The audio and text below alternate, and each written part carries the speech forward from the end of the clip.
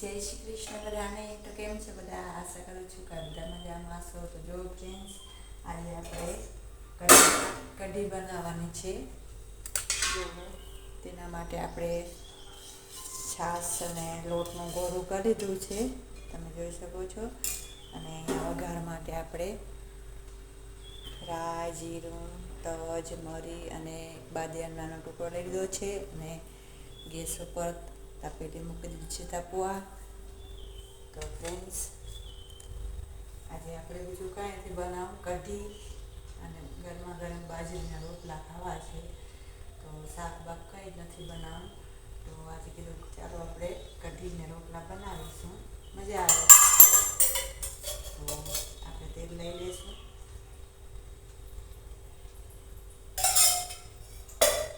તેલ પડી ગયું છે. હવે આપણે રાઈ, જીરું એ બધું મસાલા છે એ નાખી દઈશું.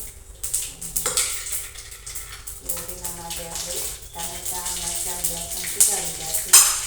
અને વઘારમાં નાખવા માટે છે 2 ચમચ મીઠો લીમડો. તો રાઈ જેવું વપરી જાય છે એટલે આપણે નાખીશું મીઠો લીમડો, ટામેટાં, લસણ બરાબર તેલમાં આપી દઈશું. મરચાં ચડી જાય ત્યારબાદ આપણે સૂકા મસાલાને એડ કરીશું. થોડું મીઠું નાખીશું.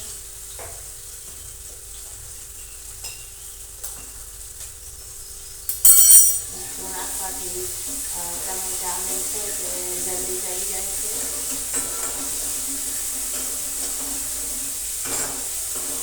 તો કઢીનો વઘાર કરતો મસ્ત બનાવે છે.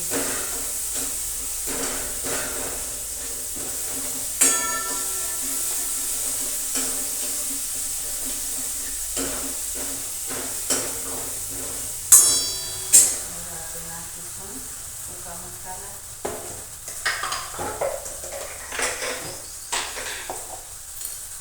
પછી આપણે હળદર નાખીશું, ધાણા જીરું પાવડર,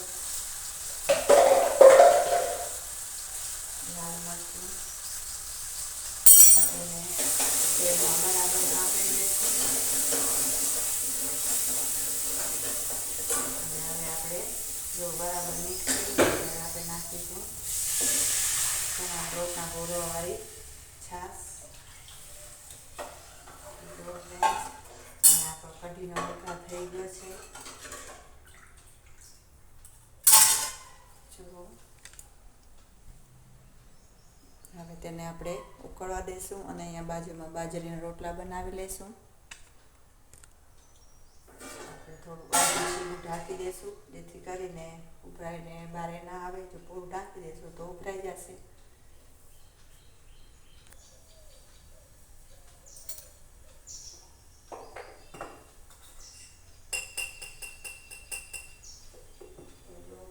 ગેસ ઉપર તાવડી મૂકી દીધી છે તપવા. અને અહીંયા આપણે બાજરીનો લોટ લઈ લીધો છે, મીઠું પણ નાખી દીધું છે.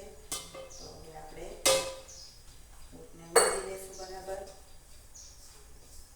થોડું થોડું પાણી નાખતા જઈશું અને તેને સોફ્ટ લોટ તૈયાર કરતા જઈશું.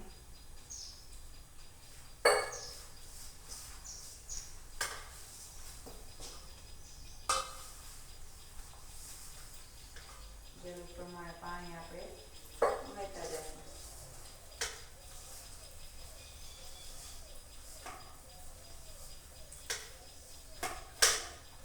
ખરાની માયા લાગી રે મોના પ્યારા,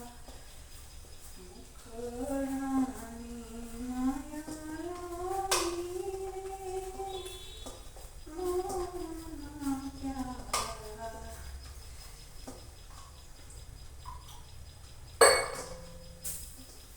ફ્રેન્ડ્સને તાવડી આપણી તપી ગઈ છે. તો લોટ પણ આપણો મસળાઈ ગયો છે. તો હવે બનાવીશું આપણે બાજરીનો રોટલો. સૌપ્રથમ પહેલાં તો જો આપણે ગોળ બનાવી લઈશું. અને હથેળીમાં થોડું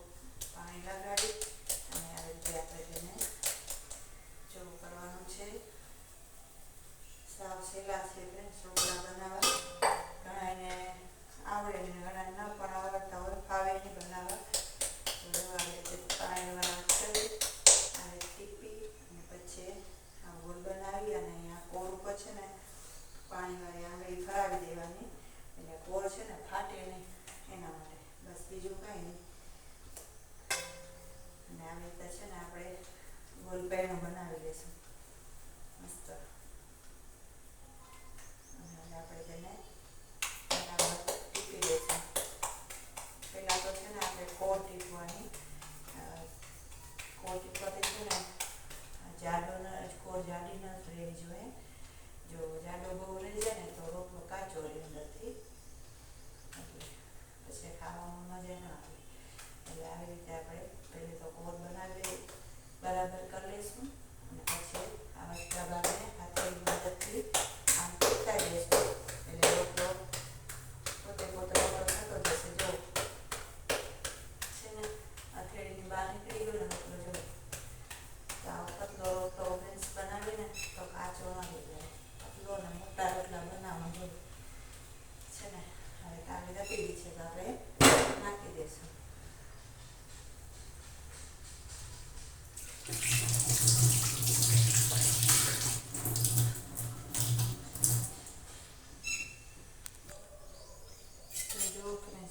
કઢી પણ ઉકળે છે અને અહીંયા બાજુમાં આપણે રોટલો પણ ઉથલાવી લઈશું.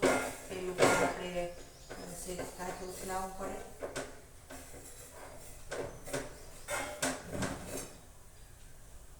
એટલે તો આવી રીતે બધે ચમચો ફરાવી લેવાનું પછી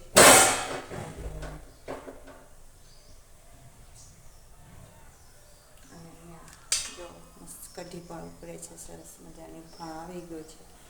અને અહીંયા એક પણ આપણે જો ફ્રેન્ડ્સ રોટલો પણ આપણે લાવી લીધો છે. હવે આ સાઈડ પૂરો પકાવશું, ત્યાર પછી આ સાઈડને પકાવશું.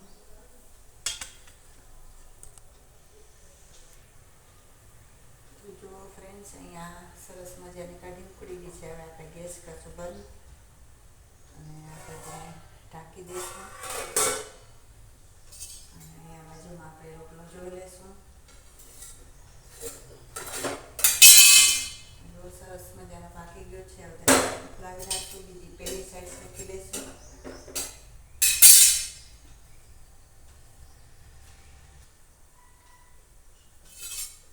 તો જો ફ્રેન્ડ્સ અહીંયા આપણો રોટલો બની ગયો છે અને હવે આપણે ગેસ કરશું બંધ અને થાળીમાંથી કાઢી દઈશું. તો જો ફ્રેન્ડ્સ કેવો મસ્ત આપણો બાજરીનો એકદમ ફૂલેલો રોટલો બન્યો છે.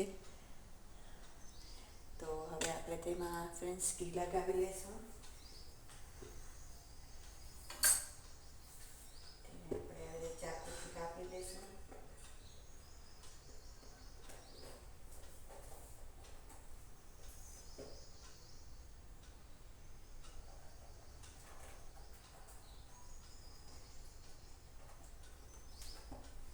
આવી રીતે પડેલો અલગ કરી લઈશું અને હવે આપણે તેમાં ઘી લગાવી લઈશું.